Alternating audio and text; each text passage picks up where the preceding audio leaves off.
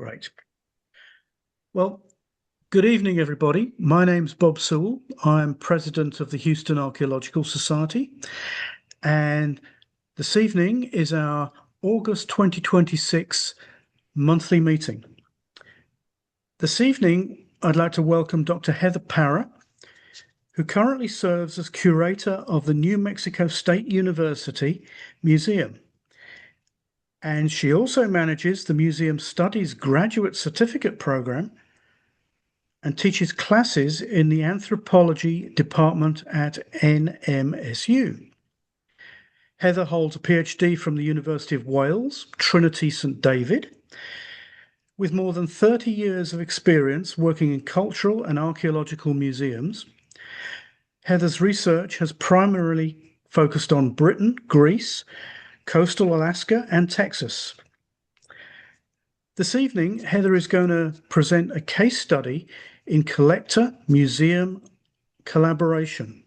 Museums that curate and archive archaeological assemblages collaborate with the collectors and the avocational archaeologists in their midst, and these invaluable relationships are often underappreciated. Our well-known archaeologist and friend Bill Birmingham's relationship with the Museum of the Coastal Bend in Victoria presents an ideal case study. Collaboration with Bill, a Texas archaeological steward, an avocational archaeologist, has shaped the museum's collection since its inception. As he reaches age 90, well done, Bill, the community has benefited from his influence on both the archaeology and archaeologists of the region for 7 decades. A respected authority on lithic identification and an ardent advocate for responsible collection, Bill's lasting and far-reaching impact epitomizes such museum collector collaboration. Heather's going to elaborate on Bill's wonderful contribution to Texas archaeology. So over to you, Heather. All yours. Okay. All right. I did promise Bill that I was not going to make this a great big everybody love Bill presentation. So, um, my intentions with this are to kind of outline what a collector museum collaboration can look like and give you what actually is a best case scenario for that between the Museum of the Coastal Bend in Victoria and Bill Birmingham. Bill and Cobalt are watching this, and I'm sure I will get endless grief about the details that I'm going to get wrong. So my apologies from the outset for the mistakes that I have made. Did that work? Did that turn? Okay. So on the screen here, you can see the list of contents for the following slides. There is a lot to cover with this, and I'm going to try and get through all of it, but this talk is actually a starting point for a book project I've been discussing with some editors. So you are my collective of guinea pigs. And I'm going to start in with the intersection of museums and archaeology and the origins of collecting. And there's that lovely picture of Bill here.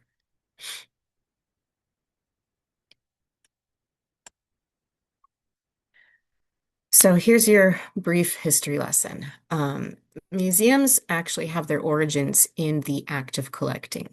So the first museums of the 16th century were called cabinets of curiosity. And these were privately owned spaces, usually rooms within a private manor, housing items of interest to their owner. And these were artifacts from far off mysterious places, natural specimens of intrigue and that kind of thing. So what was going on in 16th century Europe? We had the Renaissance, the age of exploration.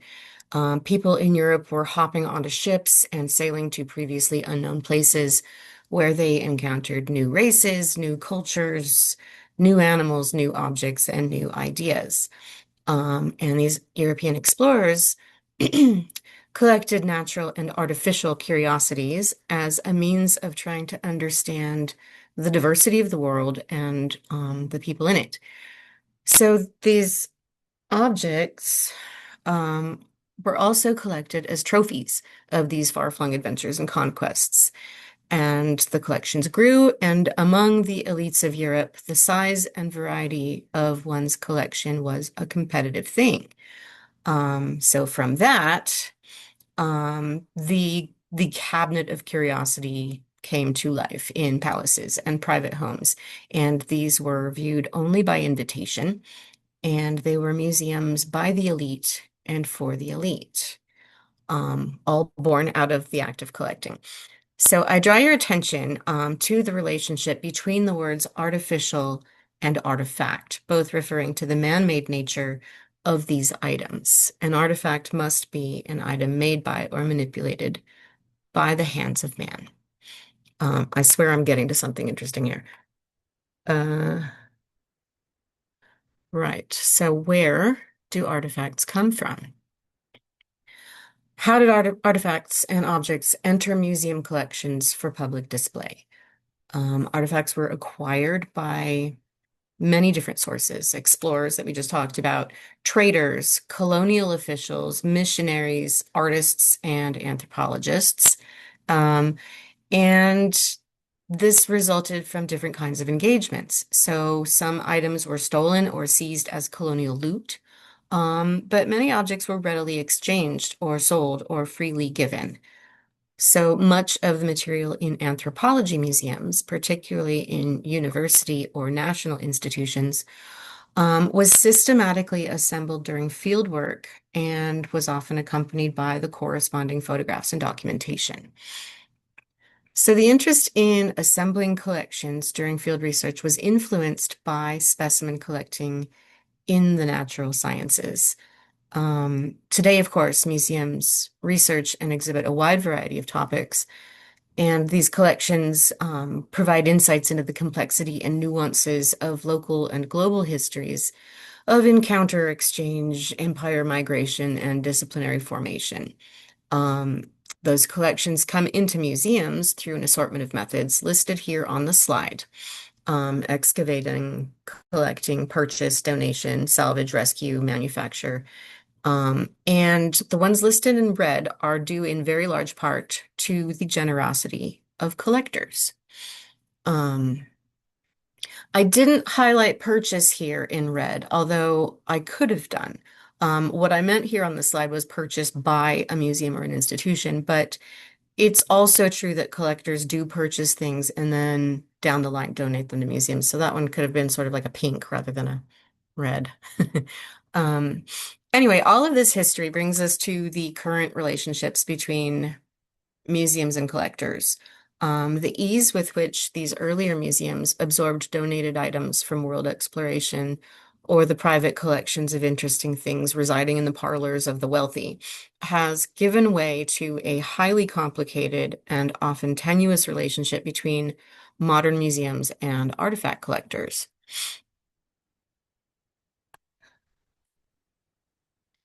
So here's Bill and I peering tensely at some artifacts in Victoria. Collaborations between museums housing archaeological collections and the collectors and avocational archaeologists in their midst are underappreciated and frankly invaluable. Collectors frequently dedicate years of their lives to researching and collecting and preserving and documenting artifacts that might otherwise have been lost. And I'm painfully aware that I'm preaching to the choir here. But for museums, private collectors can open doors to sites, artifacts, materials, histories, and local lore where institutional inquiries would fail. Collaborations between museums and collectors can provide greater understanding of the local area and the significance of sites, and local knowledge can enrich exhibit content and collections data. There are some potential areas of risk in these kinds of collaborations, of course. Private collectors come with their own perspectives, processes, values, ethical boundaries, or lack thereof. In some cases, this can lead to ethical or legal dilemmas for the institution. Transparency about ownership, provenance, and provenience, and informed curatorial decision-making are essential to establishing and maintaining an atmosphere of trust between the museums and the collectors. But despite all of that, nonetheless, collaborations with collectors can be incredibly rewarding experiences. Frequently, private collectors will have connections within their community. And by community here, I mean geographical region as well as local or state level networks of collectors and avocational archaeologists. These are difficult connections for institutions to make on their own, as private collectors and landowners and avocationals are often fairly suspicious of institutional entities, which makes it difficult to develop trusting relationships in those directions. Hang on a second here. There we go. So, as we have already established, from late 2019 to June 2024, I was the curator at the Museum of the Coastal Bend in Victoria, Texas. Pictured here on the slide with a little map. This is a relatively new museum. It opened in 2003, largely to house the artifacts from the then newly excavated site of Fort St. Louis, which is LaSalle's failed Texas colony. By the time of my arrival at the end of 2019, though, the museum's collection had taken a new direction, and it housed tens of thousands of paleo and archaic artifacts, primarily lithics from the Coastal Bend region. Among the significant sites whose artifacts are housed in the museum are the Johnson Heller site, the J2 Branch, Lynn Lake, Hopper's Landing, obviously many, many more. Bill's probably railing at the choices that I made there, but it was top of my head kind of a thing.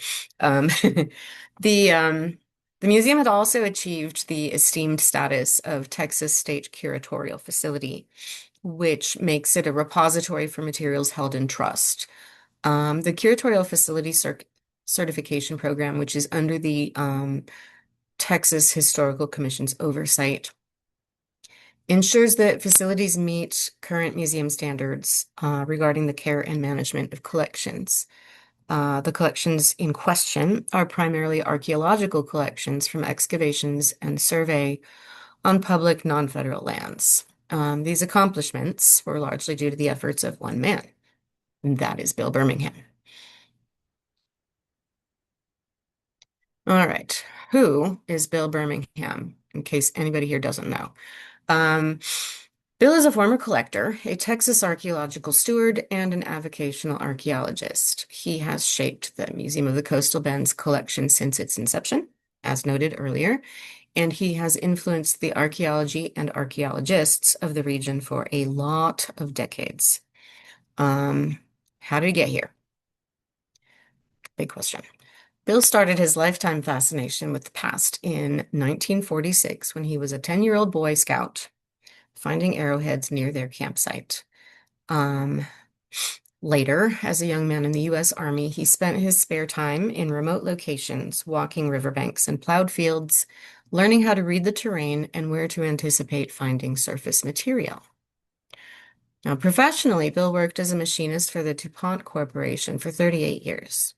He continued studying and learning about archaeology as a passion, more than just a hobby. Meanwhile, he developed friendships with numerous landowners in Texas who recognized he was no threat to their holdings, and they figured out that he was genuinely interested in understanding what was happening on their land in the distant past. So they allowed him to survey, surface collect, and later excavate on their properties.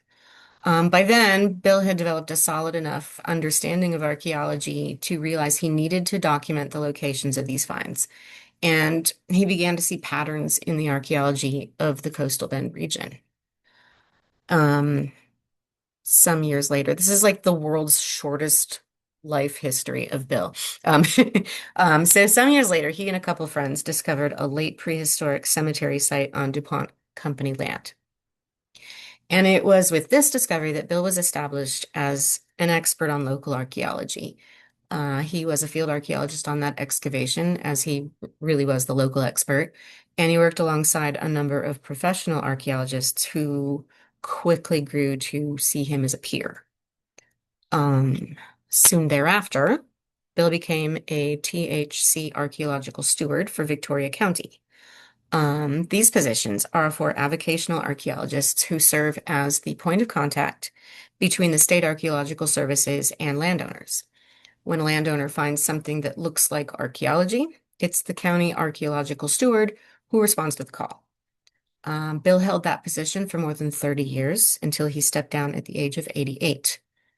During that time, and frankly, still now, he is the go-to guy when anyone in the Coastal Bend region finds a projectile point, a mammoth tooth, honestly anything, and Bill will know what it is, why it was there, how it associates with the landscape, and he'll probably have at least once found something similar, and he'll remember exactly where it was found, what he found with it, and what color the shirt he was wearing was when he found it, even if it happened to be 50 years ago. I have tested him on this, and he is always right. So, why is this an ideal collaboration? Upon the opening of the Museum of the Coastal Bend in 2003, Bill determined to donate his collection of artifacts to the museum. It took him 2 years to inventory it all, but by the end of 2005, Bill donated the bulk of his personal collection, plus the collections of Smitty Schmedlin, Cecil Calhoun, Don Will, Virgil Branch, and Ed Vogt, which Bill already was caretaking. This is literally thousands of items.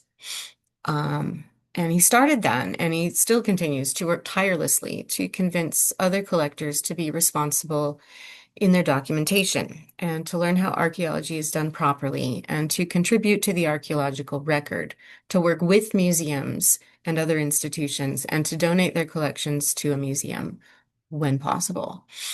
In every interaction he has with local collectors, he gives them his own experiences with the Museum of the Coastal Bend as an example of good collaborative relationships between collectors and museums, always with the hopes that the collectors he speaks to will follow suit. Bill has published in scholarly journals for 50 plus years on research he has done on artifacts formerly in his possession, now housed in the museum. This has created a volume of research associated with the Museum of the Coastal Bend that most institutions can only dream of. Beginning in 1966, Bill has published in Texas Archaeology, La Tierra, UTSA's papers on Paleo-Indian archaeology in Texas, current research in the Pleistocene, and many others. And beyond that, Bill features in Texas Beyond History, and he has written countless, and I mean countless, field reports. In the museum, Bill manages the archaeology lab. He advises the curator on interpretive content to assure accuracy. As the majority of the museum's holdings were previously in his personal collection, his knowledge of their provenience, context, time period, and identity are invaluable. With his collections, he also donated his field notes and other papers, which take up most of a room that was formerly my office. Um, in some cases, that information exists nowhere except for in his papers in the Museum of the Coastal Bend. He handles inquiries and lab visitors. He helps out with school tours, and he takes inventories and identifies collections. He takes conservation measures on artifacts for the museum, and he designs and builds artifact mounts. And he teaches seminars and workshops. So, Bill's involvement with the Museum of the Coastal Bend serves as a beacon for other collectors in the region who know him personally or through word of mouth. And as a result, the museum's collections have grown through donations from these collectors over the years. And our understanding of local archaeological sites, both recorded and not, have developed to provide us with a much deeper understanding of the prehistory of the Coastal Bend region. Here we go. Right, cobalt and its reach and impact. In this picture here, we've got 5 members of the original Cobalt crew. We've got Jimmy Bloom, Bill Birmingham and Frank Condren on the back. And then in the front, we've got Ben McReynolds and Judd Austin. This picture was taken in 2023 when we were celebrating 20 years of excavation at the McNeil Ranch site.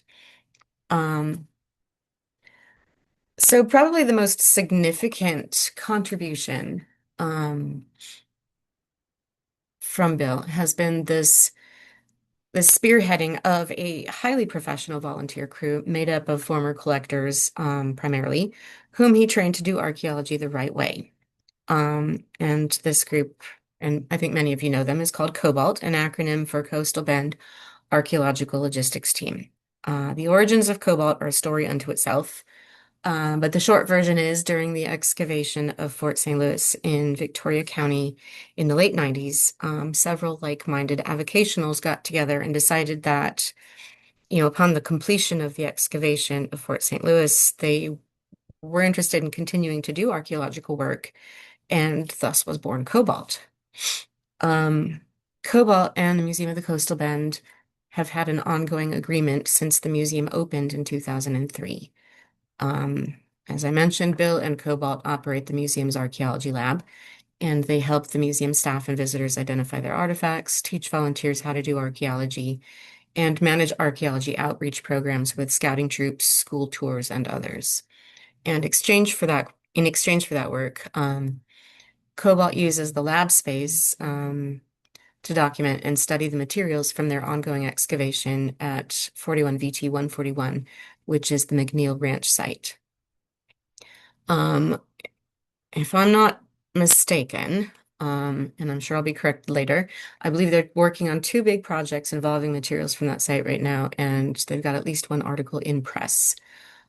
So as you can see, this truly is a symbiotic relationship between Bill and the museum, where everybody's benefiting.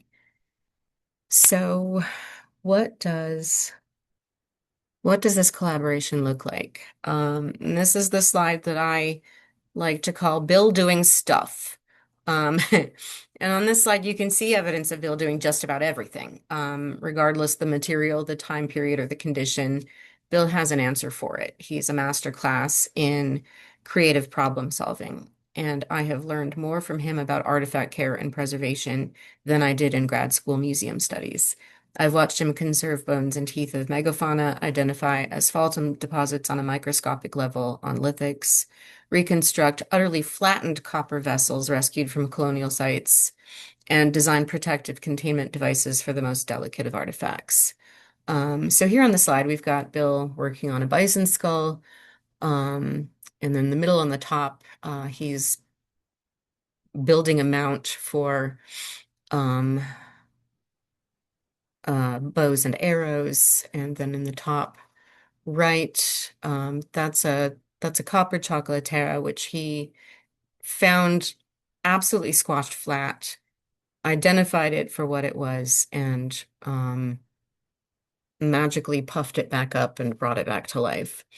And then the bottom two are Bill working with Ricky Ramser in the lab and preserving some Spanish artifacts. He's just constantly working on a billion things at one time, and he can do anything. Who wouldn't want to volunteer like that? Now, Bill's tool making.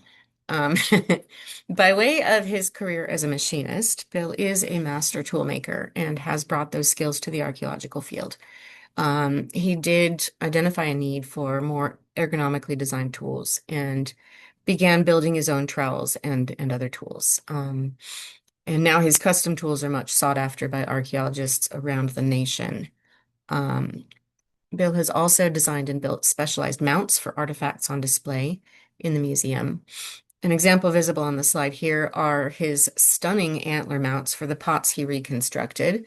At least one of the pots in view here was found in dozens of pieces, bit by bit, at Lynn Lake, over the course of, 20 some years, and then reconstructed by Bill. So not only is he finding potsherds, he's reconstructing the vessels and then designing and building the mounts on which they're exhibited. And It really doesn't get any more one-stop shopping than that. Um, the bottom picture in the center of this slide is the back of Bill's former field truck, and I think that might be the cleanest I ever saw it. Uh, um, anyway, uh, Bill can do all the things. Um, this one is teaching. Bill, on occasion, is convinced to teach in a more formal capacity. Um, and I say convinced because it's not his favorite thing to do. He's incredibly good at it, but he doesn't like it. But he does do it. So in these images, you see a really successful workshop we held at Victoria College, in which he was teaching lithic identification using artifacts from the McNeil site.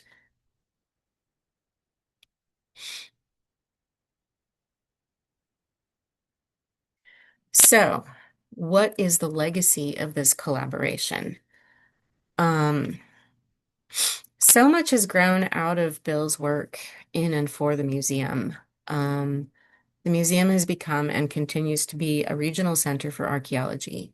Cobalt is still working at 41 VT 141 and still operating the museum archaeology lab. Dozens of regional collectors have donated their artifacts to the museum, and a fair few of them have joined Cobalt in not just doing archaeology, but promoting responsible collecting and documentation of private collections. Numerous scholars have benefited from Bill's tutelage. And all of us, all of these sort of descendants of his teachings have continued to mentor students.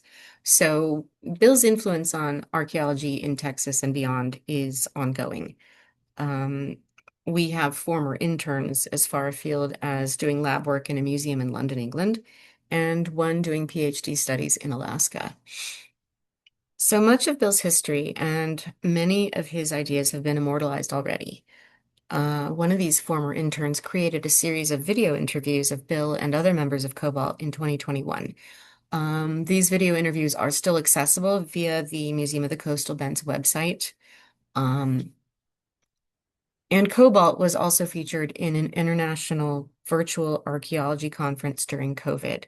This was a 30-minute documentary about their work, and that was viewed worldwide when it was published.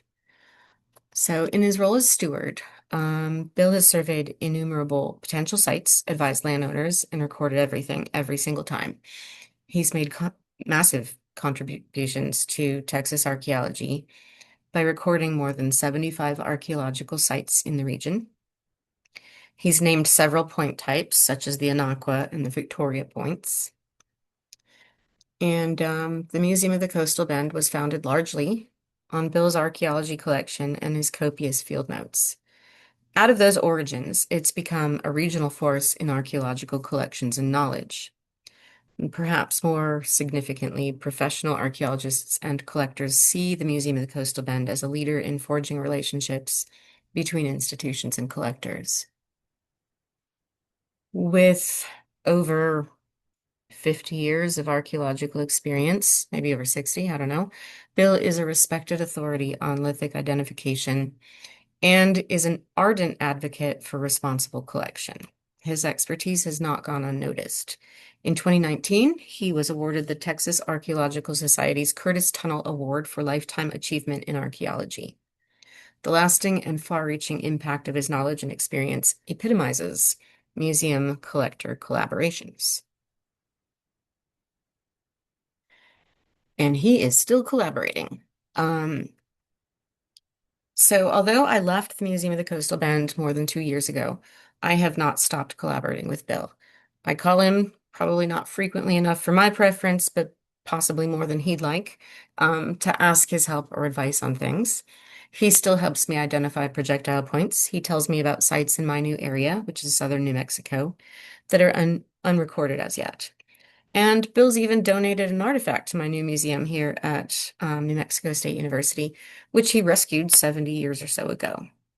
When he was stationed at Fort Bliss near El Paso, which is about 45 minutes away, his wanderings took him to Red Mountain, and which is nearby. He ran across a Pueblo site which had been already looted and was decaying into the landscape. And amongst the crumbling walls, he saw a crushed pot, dozens of beads, and a large groundstone. He picked them up and noted the location, and later he reconstructed the pot and donated it to a museum. The beads disappeared, and the groundstone got buried behind some other stuff in his workshop. Last year, he found it in his workshop and he sent it to me, and it's currently on display in our museum lobby. The site that he rescued these artifacts from is no longer accessible due to limited road access, and his descriptions and artifacts might be all that remains of that site. So here he is holding that groundstone in the slide. And I would like to note that whatever it is that Bill finds, I will always say that I saw it first. That's the rule. So, in conclusion, not every collector turned museum volunteer is going to be as accomplished or passionate or experienced as Bill Birmingham. But I don't think the takeaway here is for museums to go out and find their own Bill, although that would be amazing. But I think the key point is here in this case study is that when museums and collectors work with mutual respect, and we give them the knowledge or skills they need to align with the institutional or professional ideals, such as documentation, for example. In most cases, collectors are delighted to learn more about archaeology. And even better, they're going to bring their collector friends in on it and help museums develop a network of local expertise. These are people who know the land and the landowners and can help find patterns or make connections where the museum might not otherwise. I'm a big fan of playing to the strengths of my volunteers. As I've already mentioned, Bill is a machinist and can design and make a tool or an exhibit mount for any occasion. And there's going to be other collector volunteers who might be good at other processes. And so there you have your secondary sort of bonus material from that collaboration by putting their real life skills to work in museum settings. I have found no downside to these kinds of collaborations and will continue to seek them out wherever possible.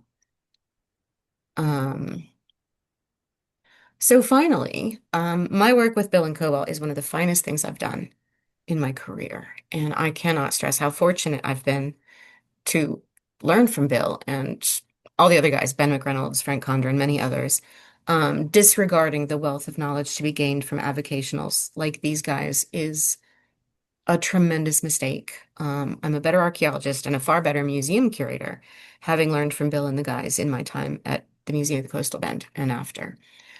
Thank you very much for listening, and let me have it. I know you guys have questions and corrections at this point. Thank you, Heather. That was fantastic.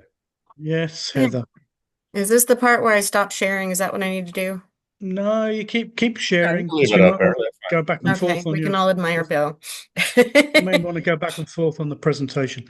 I'd like to say thank you very much, Heather, for this wonderful presentation. Yes, thank you. I particularly like the fact that you give kudos to avocationals. We don't always get the recognition that I think a lot of avocationals deserve. You know, we in HAS, I can only really speak for HAS, we have some very experienced professionals who've been around a long time and know their stuff. And I'd like to give kudos to all of those people who have participated in writing reports, those that are still with us, those that are not with us anymore, that have made HAS a society to listen to. And you've just endorsed that, and that's great. Thank you very much, Heather. Of course. I mean, I think you guys know, I couldn't have done that job in Victoria if it hadn't been for Bill and Cobalt. Yeah. They kept me upright through 4 years of an impossible job with impossible obligations and, not enough time, not enough people. Those guys made that work. Okay, that's good. Yes, they did. Hey, can I make a plug here?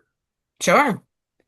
This is for HAS mostly. For those of you who are chiming in with us tonight who are not longtime HAS members, we have a fantastic website that was put together over the years. And our archives go back to 1958. We have all of our reports on there. We have all of our newsletters on there. And like Bob Sewell was talking about, some of the people that built our society up into what it is now and who are no longer with us, but reports and journal articles on their collections that they left with us that are now in museums and the like. Just you do not need to be a member to go and visit our website. And you'll have to poke around in there. It's to find the archives and all that, but it's there. You can read all these articles going back many decades if you want. And for researching on articles, if you're a student or a professional, have at it. We've got a great website there. That's one of our strengths. So, And I have to say that admit the fact that we've probably still got a whole load of material that's sitting in my spare room at the moment that has not been scanned and put on our website. Just never got round to doing it, you know? You need an intern. Yeah, I do. Yes, we do. We need a free intern. Well, we'll give them a membership, okay? Or two. I'll spread the word. But we still have other stuff that needs to be put on our website. So I'm sure every society has this type of thing. But I have another question, Heather. All You right. mentioned there are videos on the Coastal Bend Museum's website regarding Bill. There are. Should I be asking you or OC or Bill about access to these? Could we put links to these on our website? You have Yeah, you any issue with can. that? You absolutely can. So, they're all housed on the museum's YouTube channel because they're too big to be hosted on the website. So, like when you click Okay. on the link on the website, it takes you to the YouTube channel. So you should have no trouble linking directly to those YouTube videos for your website. Could you And just give me the link to that at some point? I can certainly do. You're And gonna have to remind I'll me though. include it on our website. That'd be great. Yes. Yeah. So the best thing about those videos is that during COVID, I got two interns on a grant, and one of these interns did this amazing project interviewing a bunch of the Cobalt members and videoing these interviews and sort of creating this really delightful Cobalt history in their own words. And so you know, when everything shut down during COVID, museums were like the first ones hit because they rely on people walking in the door, right? And so the National Endowment for Humanities offered these grants, these NEH Cares grants to museums. So it was basically money for museums to create online presences to try and offset the massive hit. Museums were shutting down all over the world. People were losing their jobs. It was pretty terrifying. Yeah. So we used our grant to create a sort of beefed up virtual exhibit type of website. And housed within that were links to all of the functions that the museum offered, education, outreach, the archaeology program, that kind of thing. And in it were links to these lovely videos. So that was kind of the backdrop of why those videos were made and who made them. And the intern that did them, Glory, is now working at the Natural History Museum in London. So see, we send kids off to do great work. But I will send you those links, absolutely. Okay. As an aside, does the New Mexico State University have links that we could make use of? Yes, I'll send you those too. Send me those too. Yeah, we'll put out the word for everybody, Excellent. Thank you. The plug for Cobalt, we'll send you some links too. We do have a few videos of Bill discussing his tool making process and some other things on the Cobalt Okay, website. we'll have a look. We'll have a And, little section for love Cobalt. to Yeah. share those links with you. Okay, I see. That's Great great. job, Heather. Great job, Thanks, Heather. Missy. Very impressive. Good to see you. Yeah. Hey, and for you Cobalt folks, for the ones that maybe couldn't make it to this tonight, because I know you guys had another event going on at the museum, we do have a YouTube channel. This is being recorded, and it will be put on there within a day or so. So anybody can chime in at any time and just look for Houston Archaeological Society, and it'll be on there, along with all of our other meetings also are on there. Go to the Houston Archaeological Society channel on YouTube, and you should find a whole load of our monthly meeting presentations. Exactly. And feel free to poach any of our speakers too, like Heather. Well, you know what? Quite honestly, that's how I found the way I found Heather, besides the fact that I knew her from the GeoArc Academy back in 2020, I think it was. She did a presentation up at North Texas Archaeological Society.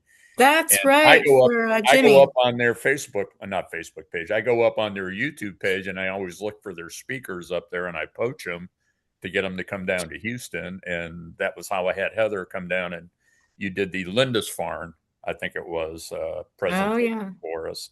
And then from there we went on. So, ta-da. Well, we have a committed agreement from Heather, don't we, Heather?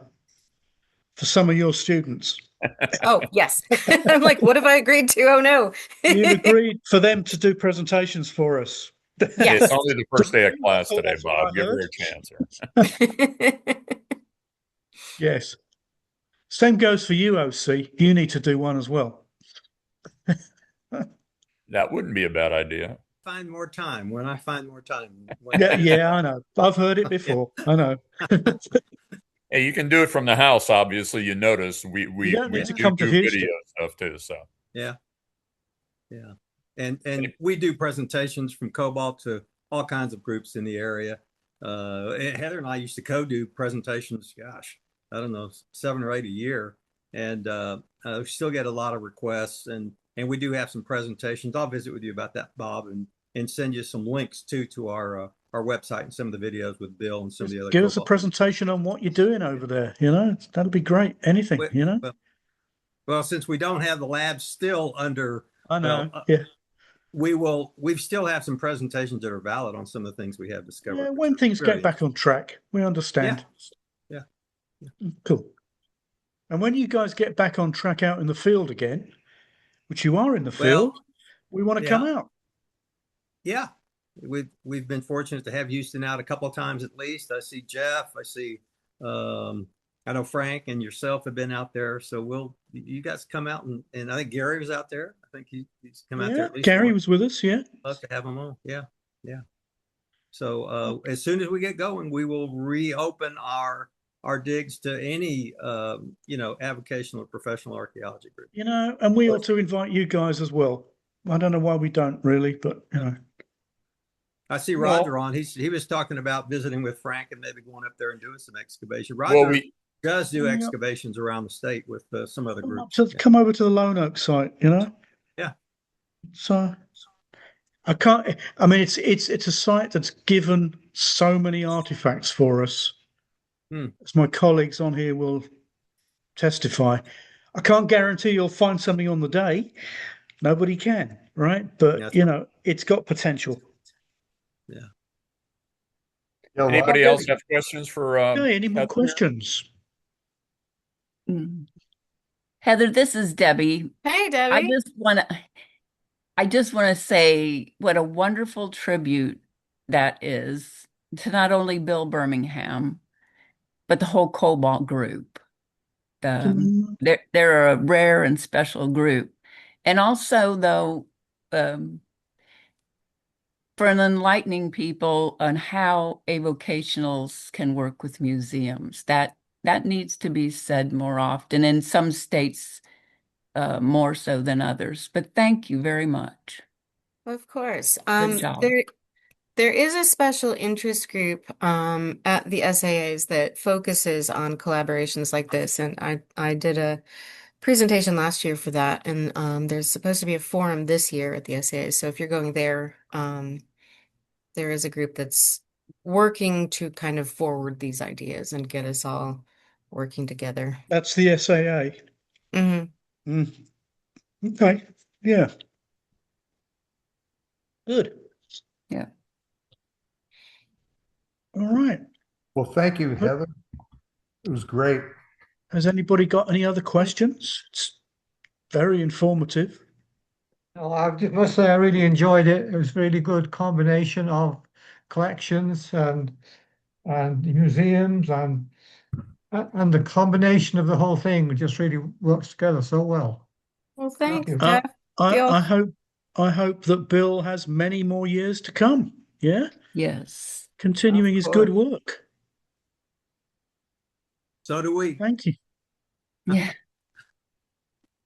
All right, All guys, I'm right. going to make a plug here, which we did not touch on earlier today, Bob. October 2nd to the 4th is the TAS annual meeting up in I know. Denton at North Texas University. Don't forget about that also, folks. I know. Nobody seems to want to go though. So Actually, it's my you. TA is going. nobody from HA. We have we've been We asked to will. do an outreach activity then. Well, I'm trying to. well, I'll be there. So, I'll be you're there. going. You're going. Yeah. yes. But we've got an outreach activity for the same for that Saturday as well. We'll cover it. Well, while you're Anybody there, else? keep an eye out for my teaching assistant, Sam Holly. She's going. No, Okay. what's her name? Sam Holly. Sam? All Okay. right. Unless there's any more comments or questions, I'd like to wish everybody a very pleasant evening. Thank you very much. Thank you, Thank Heather. you. Thank Okay, you, guys. Heather. Thanks, Thanks. All right, guys. everybody. All right. Everybody have a great weekend. Stay safe. Take care, Heather. We'll see you soon. Okay. We'll be in All touch. right. Thanks. Bye. Good Bye-bye. night, guys.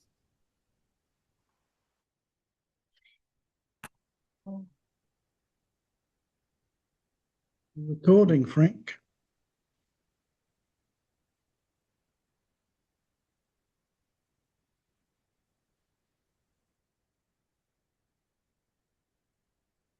You